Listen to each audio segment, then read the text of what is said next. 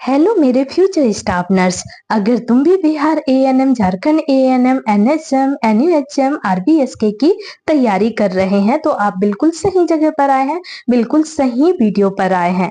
तो आज की इस वीडियो में मैं आपको ऐसे 15 क्वेश्चन पढ़ाने वाली हूँ जो पिछले 5 साल में 42 बार रिपीट हो चुके हैं और 95% चांस है कि आपके पेपर में भी यही आएंगे। तो अभी के अभी लाइक ठोक दो और प्ले को फुल स्क्रीन कर लो, क्योंकि अगले 30 मिनट में तुम्हारे 100 मार्क्स पक्के होने वाले हैं। तो चलो शुरू करते हैं। पहला सवाल आपके स्क्रीन पर आ गया है। तो पहला सवाल क्या है देख लेते हैं हम। तो पहला सवाल है हमारा, एक एएनएम ने गलती से बीसीजी वैक्सीन को सबक्यूटेनियस रूट से दे दिया, जबकि यह इंट्राडर्मल दी जानी चाहिए थी। अब उसे क्या करना चाहिए बताइए। अगर गलती से गलत रूट पे इंजेक्शन दे दें या वैक्सीन दे देते हैं तो बताइए फिर उसके बाद नर्स को क्या करना पड़ेगा। अब देना था कहाँ, सबक्यूटेनियस रूट पे बीसीजी वैक्सीन, पर नर्स ने क्या किया, इंट्राडर्मल दे दी, इंट्राडर्मल रूट से दे दी उस वैक्सीन को। तो अब बताइए नर्स को क्या करना पड़ेगा। तो चलिए पहले हम ऑप्शन देख लेते हैं, ऑप्शन हमारे क्या बोलते हैं। तो ऑप्शन ए है हमारा कुछ ना करें। ऑप्शन ए क्या बोल रहा है, कुछ ना करें, करना ही नहीं है कुछ। और ऑप्शन क्या बोल रहा है, बी। बी ऑप्शन बोल रहा है हमारा बेनिफिशियरी को ऑब्जर्व करें और घटना रिपोर्ट करें। ऑप्शन सी कह रहा है हमारा दोबारा सही रूट से दे दें। ऑप्शन नंबर डी बोल रहा है हमारा एंटीबायोटिक दें। तो बताइए क्या करेंगे आप। अगर आप कोई भी वैक्सीन या कोई भी इंजेक्शन गलत रूट पे दे देते हैं तो क्या करना चाहिए आपको बताइए। कॉमन सेंस वाले क्वेश्चन है, आप ध्यानपूर्वक पढ़िएगा इन क्वेश्चन को, क्योंकि यही घुमा घुमा के यही क्वेश्चन को एग्जाम में पूछे जाते हैं। इन्हीं क्वेश्चन को घुमा के पूछते हैं ना एग्जाम में भी। तो बताइए राइट आंसर क्या हो जाएगा इसका।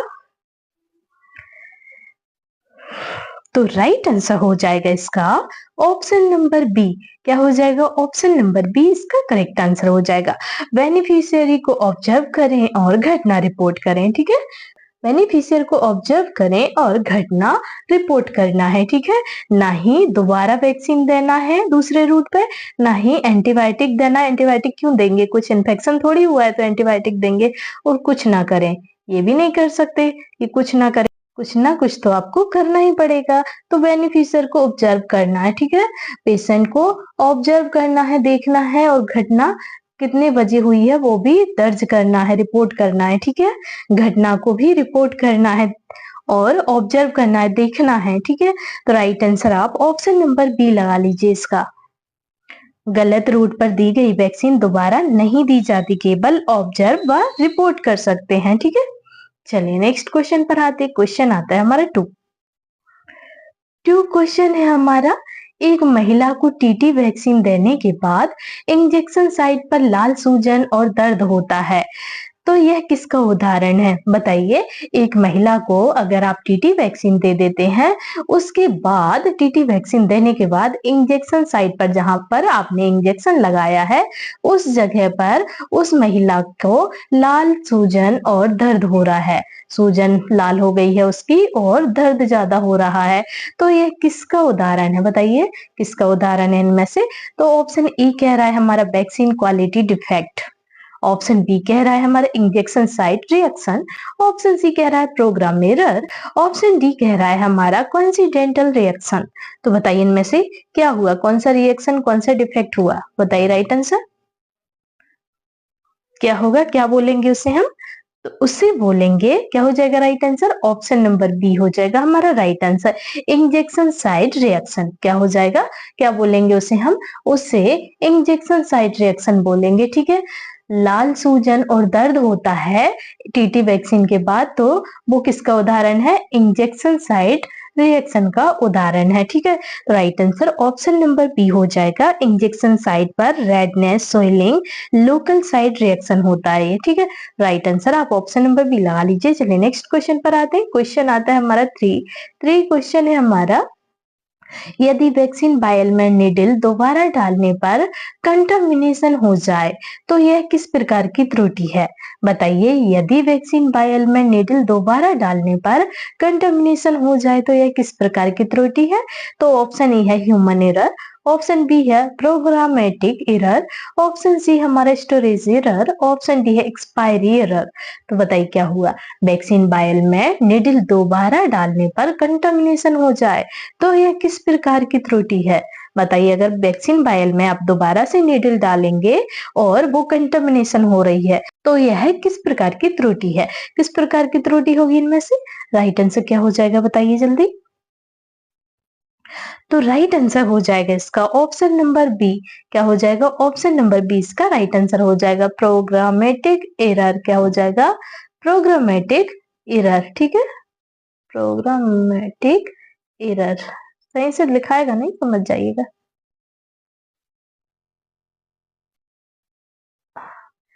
ठीक है, प्रोग्रामेटिक एरर इसका राइट आंसर हो जाएगा।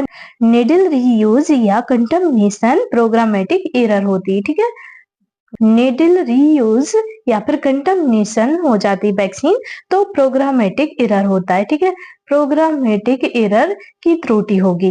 राइट आंसर आप ऑप्शन नंबर बी लगा लीजिए। चलिए नेक्स्ट क्वेश्चन पर आते हैं। क्वेश्चन आता है और क्वेश्चन है हमारा, एक सत्र के दौरान स्वास्थ्य कार्यकर्ता ने गलती से एक ही सिरिंज से 2 बच्चों को वैक्सीन दे दी।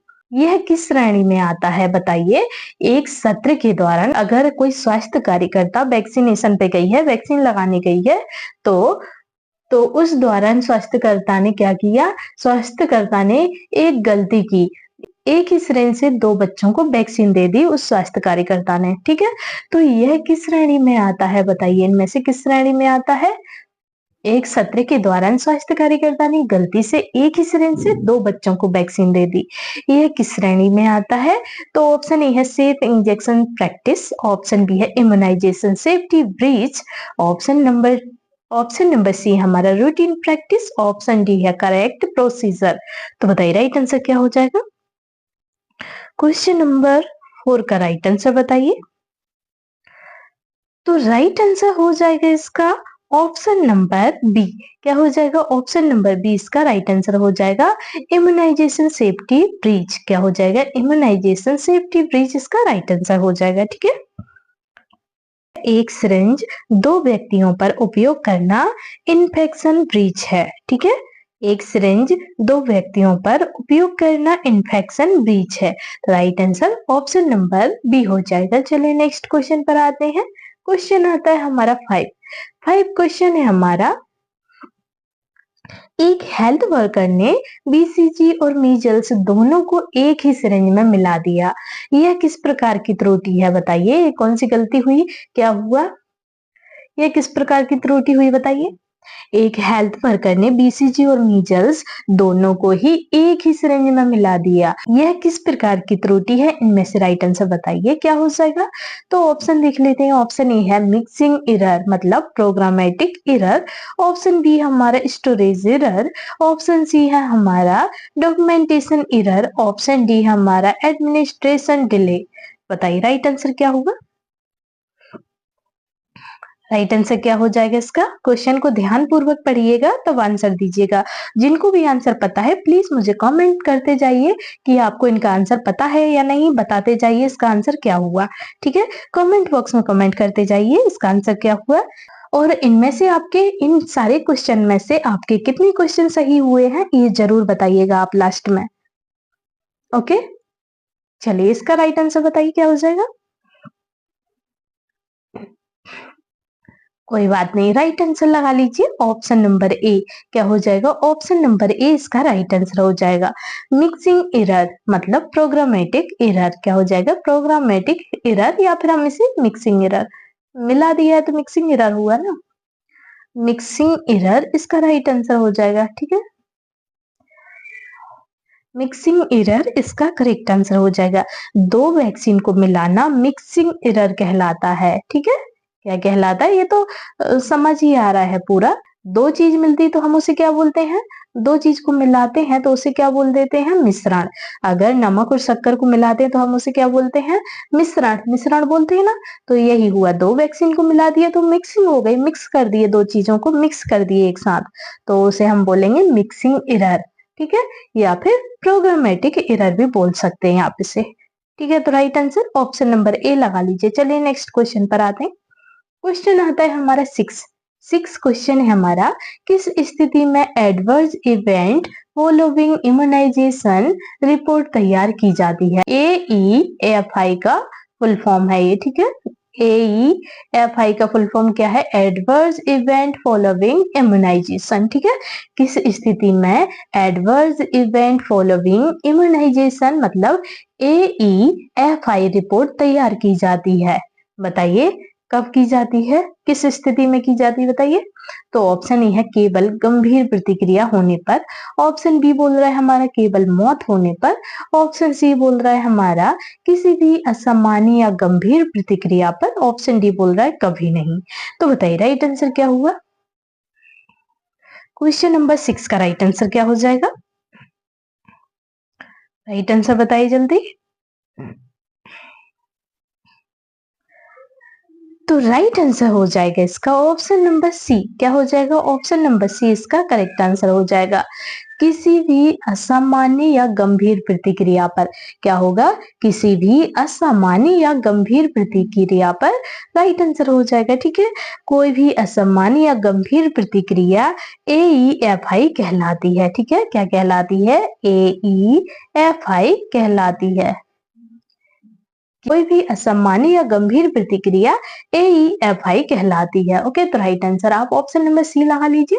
चलिए नेक्स्ट क्वेश्चन पर आते हैं। क्वेश्चन आता है हमारा 7। याद रख लीजिएगा इस क्वेश्चन को, ठीक है। AEFI का समझ लीजिए आप, मतलब गंभीर, सीरियस, ठीक है। इतना समझ लीजिए, आप ऑटोमेटिक सही आंसर लगा देंगे एग्जाम में। ओके, तो नेक्स्ट क्वेश्चन है हमारा 7 क्वेश्चन में दिया है, यदि किसी बच्चे को टीटी वैक्सीन के स्थान पर गलती से हेपेटाइटिस बी दे दी जाए तो क्या कदम उठाना चाहिए? बताइए क्या कदम उठाना चाहिए? यदि किसी बच्चे को टीटी की जगह टीटी वैक्सीन के स्थान पर गलती से हेपेटाइटिस बी दे दी जाए तो क्या कदम उठाना चाहिए? नर्स को क्या करना चाहिए? बताइए।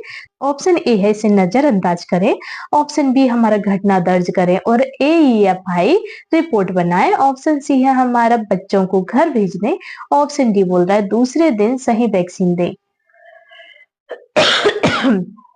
सॉरी। तो राइट आंसर क्या हो जाएगा इसका? क्या करेंगे बताइए, नर्स क्या करेगी? आप बताइए आप क्या करेंगे? चलिए कोई बात नहीं, राइट आंसर लगा लीजिए आप ऑप्शन नंबर बी, घटना दर्ज करना है आपको और AEFI रिपोर्ट बनाएं। क्या करना है? घटना दर्ज करके AEFI रिपोर्ट बनाना है, ठीक है। गलत वैक्सीन देने पर AEFI रिपोर्ट अनिवार्य है। ओके, राइट आंसर आप ऑप्शन नंबर बी लगा लीजिए। चलिए नेक्स्ट क्वेश्चन पर आते हैं। क्वेश्चन आता है हमारा 8 क्वेश्चन है हमारा, एक फील्ड नर्स को पता चलता है कि इस्तेमाल की गई सुई गलती से निपटान के बाद किसी सफाई कर्मचारी को चुभ गई, सही कार्यवाही क्या होगी?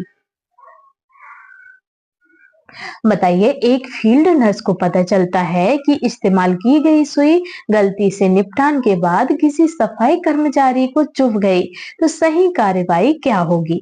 बताइए इनमें से सही कार्यवाही क्या होगी? तो ऑप्शन ए है अनदेखा करें, ऑप्शन बी है तुरंत हाथ धोएं, सुपरवाइजर को सूचित करें और इंजरी रजिस्टर में दर्ज करें, ऑप्शन सी हमारा एंटीसेप्टिक लगाकर छोड़ दें, ऑप्शन डी है अगले दिन रिपोर्ट करें। तो बताइए राइट आंसर क्या हुआ इसका? बताइए क्या हो जाएगा राइट आंसर इसका?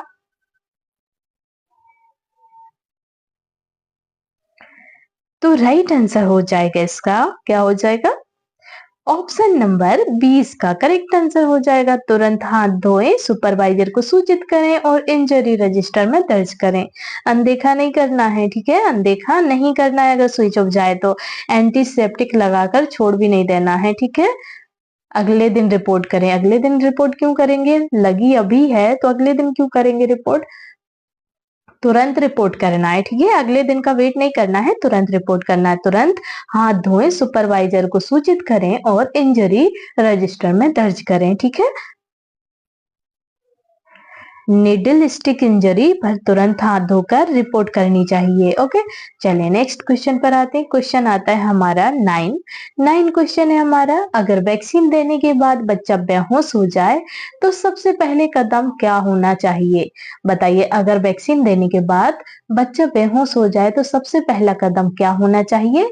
तो ऑप्शन ए है तुरंत सुपरवाइजर को फोन करें, ऑप्शन बी है बच्चे की एयरवे और ब्रीदिंग की जांच करें, ऑप्शन सी है हमारा पानी छिड़कें, ऑप्शन डी है इंजेक्शन दोहराएं। बताइए राइट आंसर क्या हुआ?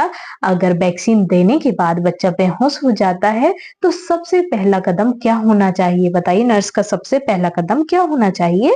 राइट आंसर क्या हो जाएगा? ये बहुत आईएमपी क्वेश्चन है, ठीक है, आपके आने वाले एग्जाम के लिए बहुत आईएमपी क्वेश्चन है। ओके, तो राइट आंसर क्या हो जाएगा इसका?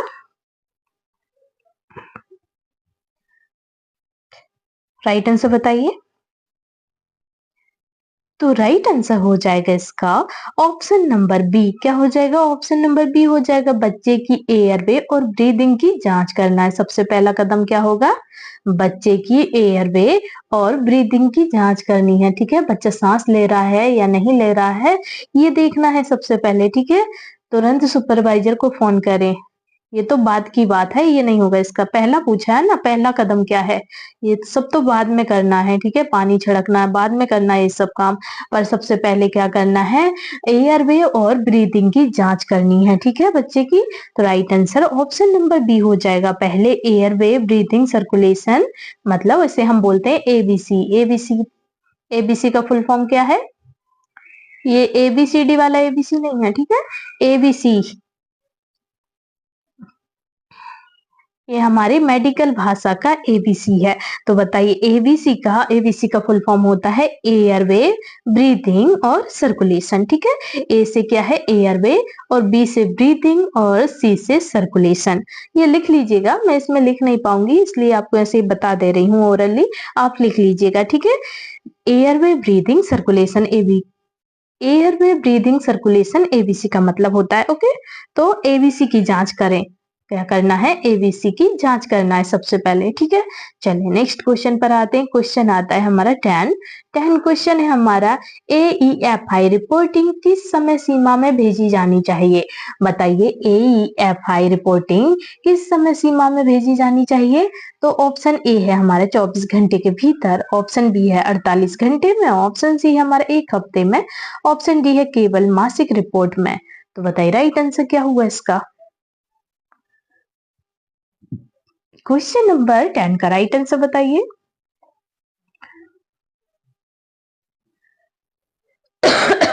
सॉरी। तो राइट आंसर हो जाएगा इसका ऑप्शन नंबर ए। क्या हो जाएगा? ऑप्शन नंबर ए हो जाएगा इसका राइट आंसर, 24 घंटे के भीतर। 24 घंटे के भीतर इसका राइट आंसर हो जाएगा, ठीक है। 24 घंटे के भीतर इसका करेक्ट आंसर हो जाएगा। एईएफआई रिपोर्ट 24 घंटे में भेजनी होती है। एईएफआई रिपोर्ट 24 घंटे में भेजनी होती है, ठीक है। तो 24 घंटे के भीतर इसका राइट आंसर हो जाएगा। चलिए नेक्स्ट क्वेश्चन पर आते हैं। क्वेश्चन आता है 11 क्वेश्चन है हमारा, यदि स्वास्थ्य कार्यकर्ता को सत्र के बाद कई बच्चों में बुखार की शिकायत मिले तो उसे क्या करना चाहिए? बताइए, यदि कोई स्वास्थ्य कार्यकर्ता टीकाकरण करती है, टीका लगाती है बच्चों को, तो उसके बाद कई बच्चों में बुखार की शिकायत मिल रही है, तो उसे क्या करना चाहिए? बताइए, उस स्वास्थ्य कार्यकर्ता को क्या करना चाहिए? इनमें से क्या करना चाहिए बताइए? तो ऑप्शन ए है सामान्य मानकर छोड़ दें, ऑप्शन बी बोल रहा है हमारा एईएफआई फॉर्म भरें और जिला अधिकारी को सूचित करें, ऑप्शन सी बोल रहा है हमारा केवल एक बच्चे की रिपोर्ट भेजें, ऑप्शन डी हमारा किसी को ना बताएं। तो बताइए राइट आंसर क्या हो जाएगा? देखिए, सामान्य मानकर छोड़ भी नहीं सकते हैं, ठीक है, किसी को ना बताएं। किसी को क्यों नहीं बताएं? जिला अधिकारी या फिर हमारे जो सीनियर होते हैं, स्वास्थ्यकर्ता के जो सीनियर होते हैं, उनको तो बताना पड़ेगा ना, तो ये तो होगा नहीं। केवल एक बच्चे की रिपोर्ट भेजें। केवल एक बच्चे की रिपोर्ट क्यों भेजेंगे? जब सभी बच्चे बुखार की शिकायत दे रहे हैं तो केवल एक बच्चे को ही क्यों भेजा जाएगा? तो ये तो होगा नहीं राइट आंसर। ठीक है, तो राइट आंसर क्या हो जाएगा हमारा? AEFI फॉर्म भरना है और जिला अधिकारी को सूचित करना है। ठीक है, क्या करना है? स्वास्थ्य कार्यकर्ता को AEFI फॉर्म भरे और जिला अधिकारी को सूचित करें। ठीक है, तो ये इसका राइट आंसर हो जाएगा। एक से अधिक बेनिफिशियरी में लक्षण हो तो AEFI रिपोर्ट जरूरी है। ठीक है, अगर एक बच्चे से ज्यादा बच्चों में, हर बच्चों में वही शिकायत हो रही है तो ये बड़ी शिकायत है। ठीक है, ये जो है ये गंभीर शिकायत हुई तो वो AEFI में आती। AEFI मतलब हुआ गंभीर। ठीक है, AEFI का मतलब आप समझ लीजिएगा, गंभीर, सीरियस, क्रिटिकल। ठीक है, ये होगा। तो राइट आंसर इसका हो जाएगा हमारा ऑप्शन नंबर बी। चलिए नेक्स्ट क्वेश्चन पर आते हैं। क्वेश्चन आता है हमारा 12 क्वेश्चन है हमारा, इंजेक्शन सेफ्टी के 3 मुख्य सिद्धांत क्या है? अब बताइए इंजेक्शन सेफ्टी के 3 मुख्य सिद्धांत क्या है? बहुत IMP क्वेश्चन है ये। ठीक है, IMP में टिक कर लीजिएगा इसको, वेरी IMP में टिक कर लीजिएगा। ठीक है, ये बहुत वेरी IMP क्वेश्चन है ये। इंजेक्शन सेफ्टी के 3 मुख्य सिद्धांत क्या है? तो चलिए ऑप्शन देख लेते हैं। ऑप्शन ए है हमारा clean syringe, correct dose, proper disposal. Option B में क्या है? ऑप्शन बी में है multi use syringe, random site, reuse needle. Option C क्या है हमारा? No hand wash, no gloves, quick injection. Option D क्या है हमारा? Seek and inject without checking. तो इसका आंसर आपको समझ आ गया? जिस जिसको इसका आंसर समझ आ गया है प्लीज मुझे बताइए, कमेंट करके बताइए इसका राइट आंसर क्या हुआ। जिनको भी इसका आंसर पता चल गया है बताइए। क्वेश्चन को ध्यान से पढ़िए, ऑप्शन को भी ध्यान से पढ़िए। ऑप्शन के हिसाब से ही राइट आंसर लगाना है आपको एग्जाम में। ठीक है, तो राइट आंसर क्या हो जाएगा इसका? तो right answer obviously option number A होगा। क्या हो जाएगा? ऑप्शन नंबर ए हो जाएगा। Seek and inject without checking ये तो होगा नहीं। ठीक है, no hand wash, no gloves, quick injection. देखिए बिना हाथ धोए या फिर बिना ग्लव्स के आप इंजेक्शन नहीं दे सकते हैं। ठीक है, ये भी नहीं होगा। Multi use syringe, random site, reuse needle. देखिए फिर से यूज की हुई निडल तो हम दे नहीं सकते, मल्टी यूज सिरिंज कैसे दे सकते हैं? ठीक है, ये भी नहीं होगा। रीयूज निडल नहीं देना है दोबारा, एक ही सिरिंज को, एक ही निडल को यूज नहीं करना है, एक ही सिरिंज को दोबारा यूज नहीं करना है। ठीक है, तो राइट आंसर हमारा होगा ऑप्शन नंबर ए, clean syringe, correct dose, proper disposal. क्या होगा? Clean syringe, correct dose, proper disposal इसका राइट आंसर हो जाएगा। ठीक है,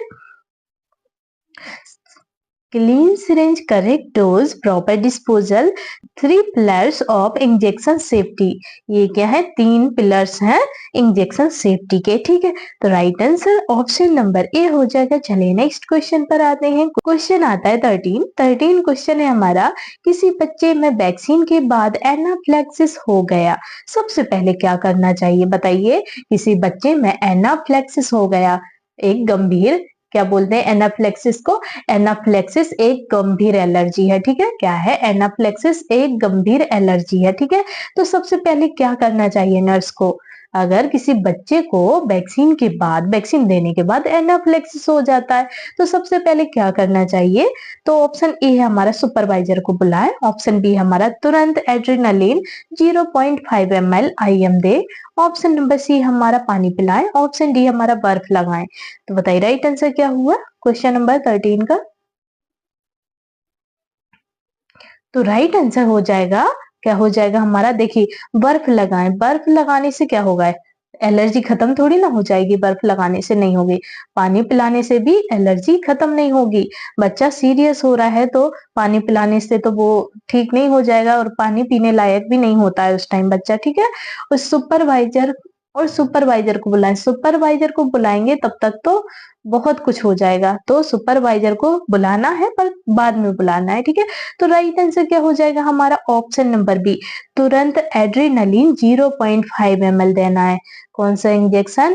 एड्रीनलिन इंजेक्शन होता है, उसे तुरंत 0.5 ml IM इंट्रामस्कुलर रूट पर देना है, ठीक है। उसके बाद आपको जो करना है बाद में करना है, पहले इंजेक्शन लगाना है, बच्चे को स्टेबल करना है, ठीक है।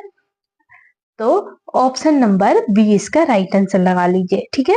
एनाफ्लेक्सिस में तुरंत adrenaline 0.5 ml IM mid thigh देना है, मतलब थाई में, जो हमारी थाई में बीच में देना है, ठीक है। जांग होती है ना, बच्चों में जांग में दिया जाता है IM इंजेक्शन, ठीक है।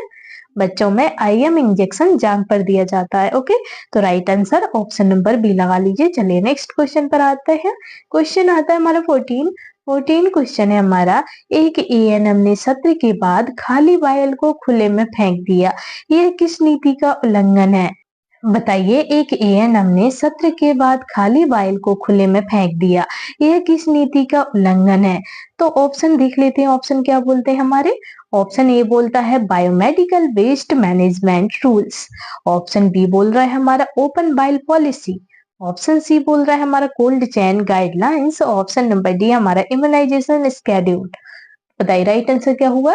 एक ANM ने सत्र के बाद खाली वाइल को खुले में फेंक दिया। सत्र के बाद, टीकाकरण के बाद खाली वाइल जो हुई तो ANM ने खुले में फेंक दिया कहीं, ठीक है। तो यह किस नीति का उल्लंघन हुआ? बताइए इनमें से कौन सी नीति का उल्लंघन हुआ है? राइट आंसर क्या हो जाएगा? बताइए राइट आंसर क्या हुआ इसका, जल्दी बताइए। चलिए कोई बात नहीं, राइट आंसर ऑप्शन नंबर ए लगा लीजिए, बायोमेडिकल वेस्ट मैनेजमेंट रूल्स। क्या हो जाएगा? बायोमेडिकल वेस्ट मैनेजमेंट रूल्स इसका करेक्ट आंसर हो जाएगा, ठीक है। बायोमेडिकल वेस्ट मैनेजमेंट रूल्स इसका राइट आंसर हो जाएगा। बायोमेडिकल वेस्ट मैनेजमेंट नियमों का उल्लंघन हुआ है ये, ठीक है। चलिए नेक्स्ट क्वेश्चन पर आते हैं। ये हमारा लास्ट क्वेश्चन है। 15 क्वेश्चन में दिया है हमारे, एक स्वास्थ्य कार्यकर्ता वैक्सीन सत्र के दौरान ग्लव्स नहीं पहनता, यह किस प्रकार का जोखिम है? बताइए, एक स्वास्थ्य कार्यकर्ता वैक्सीन सत्र के दौरान ग्लव्स नहीं पहनता, यह किस प्रकार का जोखिम हुआ? किस प्रकार का इनमें से जोखिम हुआ? तो ऑप्शन ए है इन्फेक्शन रिस्क, मतलब occupational hazard. Option number B है हमारा एडमिनिस्ट्रेटिव डिले। ऑप्शन सी हमारा expiry issue. Option number D हमारा कंटेमिनेशन फ्री प्रैक्टिस। तो बताइए क्या हुआ राइट आंसर। क्वेश्चन को फिर से पढ़िए और बताइए राइट आंसर। बताइए। देखिए, एक ANM स्वास्थ्य कार्यकर्ता वैक्सीन सत्र के दौरान ग्लव्स नहीं पहनता, यह किस प्रकार का जोखिम है? तो किस प्रकार का जोखिम हो जाएगा? तो यह जोखिम हो जाएगा ऑक्यूपेशनल हैजार्ड। क्या हो जाएगा? ऑक्यूपेशनल हैजार्ड हो जाएगा, ठीक है। इन्फेक्शन रिस्क, अगर अगर एक स्वास्थ्य कार्यकर्ता वैक्सीन लगा रहे हैं उस दौरान ग्लव्स नहीं पहनता है तो वो इन्फेक्शन रिस्क होगी, ठीक है। इन्फेक्शन होने के चांसेस हो सकते हैं। इन्फेक्शन रिस्क हुई तो उसे हम बोलते हैं ऑक्यूपेशनल हैजार्ड, ठीक है। ऑक्यूपेशनल हैजार्ड इसका राइट आंसर हो जाएगा। ग्लव्स ना पहनना ऑक्यूपेशनल इन्फेक्शन रिस्क है, ओके। तो right answer option number A हो जाएगा। तो मेरे फ्यूचर स्टाफ नर्स, आज हमने 15 क्वेश्चन पढ़े हुए हैं। इनमें से आपके कितने क्वेश्चन सही हुए हैं आप मुझे कमेंट करके जरूर बताइएगा, ओके। तो अब जल्दी से 3 काम कर लीजिए, अभी सब्सक्राइब कर लो और घंटी दबा दो। कल 5 बजे फिर से एक नई वीडियो आएगी आपके लिए और कमेंट में बताइए आपके इनमें से कितने नंबर आए हैं। और अगर आपको फ्री PDF चाहिए तो मैं फ्री PDF प्रोवाइड कर दूंगी। आप मुझे कमेंट करके बोल सकते हैं कि आपको PDF चाहिए तो मैं आपको PDF प्रोवाइड कर दूंगी। और आपको अगले वीडियो में किस टॉपिक से पढ़ाई करनी है आप मुझे कमेंट करके बता दीजिएगा, मैं उसी टॉपिक से आपको पढ़ाई करवा दूंगी, ठीक है। तो चलिए मिलते हैं हम आपसे नेक्स्ट वीडियो में। तब तक आप पढ़ते रहिए, टॉपर बनते रहिए। जय हिंद, जय Narsingh. Bye bye and take care and love you all.